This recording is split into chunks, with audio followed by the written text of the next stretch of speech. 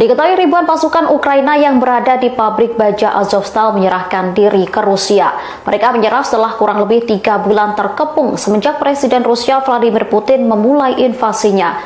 Sementara Kementerian Pertahanan Rusia melaporkan bahwa wilayah pabrik Azovstal di Mariupol telah sepenuhnya dibebaskan. Kompleks raksasa pabrik metalurgi tersebut telah menjadi pertahanan terakhir tentara Ukraina di Mariupol. Ribuan angkatan bersenjata Ukraina dan resimen Azov bersembunyi di bunker dan kehabisan pasukan lantaran dikepung Rusia.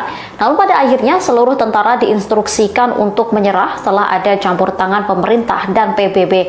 Menurut Kremlin, sejak Senin 16 Maret 2022, sebanyak 2.439 tentara dan resimen Azov meletakkan senjata mereka.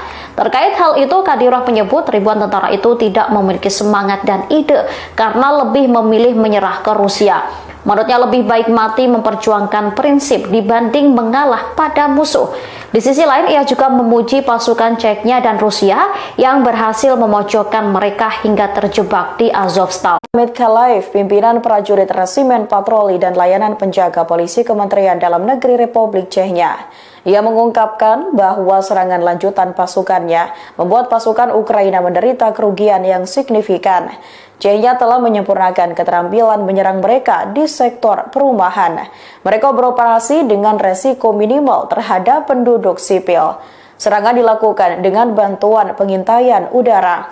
Serangan hebat itu diluncurkan pasukan khusus Chechnya ke persembunyian tentara Ukraina di kota Mariupol. Zamit menyebutkan bahwa pasukan Chechnya akan terus meningkatkan keterampilan tempur.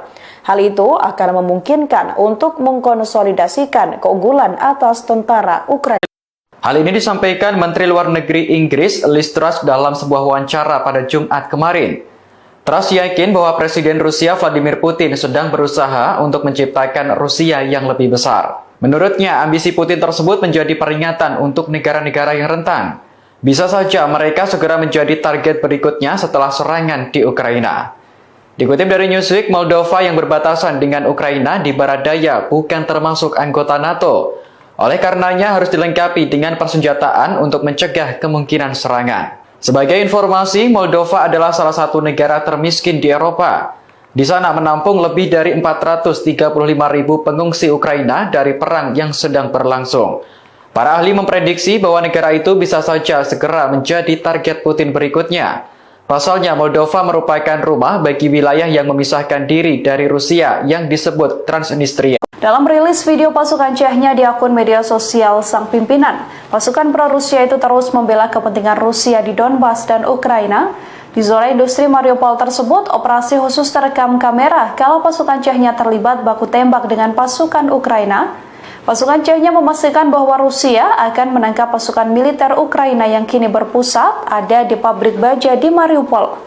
Rekaman video kala pasukan Chechnya menyisir wilayah Mariupol dari pasukan militer Ukraina juga beredar. Pasukan Chechnya tampak berada di dalam sebuah bangunan yang sudah hampir runtuh bersiaga dengan tembakan mereka. Pasukan Chechnya lantas melesatkan tembakan ke pasukan militer lawan yang terlihat dari bidikan senjata. Dikutip dari Daily Mail, latihan Swift-22 di Makedonia Utara ini setidaknya melibatkan 4.500 tentara dari Amerika Serikat, Inggris, Perancis, Italia, hingga negara sekutu lain. Latihan militer kumpulan tentara dari 19 negara ini dilatar belakangi agresi Rusia pada Barat. Tak hanya itu, ada pula latihan militer serupa di 5 lokasi di Eropa dan menunjukkan bahwa Finlandia juga akan bergabung. Swift Response melibatkan tim terjun parasut, serangan udara dengan helikopter dan pasukan terjun payung Prancis. Ada pula seorang warga Italia dengan rantai komando Inggris. Latihan landak juga berlangsung di perbatasan Estonia-Latvia bulan ini dengan menampilkan 18.000 tentara NATO dalam latihan militer terbesar di Estonia yang berlangsung setiap 4 tahun. Dikutip dari tribunmedan.com, selama misinya di Ukraina, Rusia memang kerap memiliki banyak alat militer untuk membantu memperlancar misi. Kementerian Pertahanan Rusia lewat akun Telegram resminya membagikan kegiatan militer mereka pada Sabtu 20 Mei 2022. Dalam video yang dibagikan, unit penyadap militer Rusia sedang beroperasi untuk mendeteksi dan menjinakkan ranjau. Unit penyadap menggunakan robot militer Uran 6 yang mana robot ini mampu menemukan dan menetralisir berbagai jenis ranjau, seperti ranjau anti-tank, anti-personil, dan ranjau darat. Semua ranjau yang ditemukan langsung dibersihkan dan diledakkan.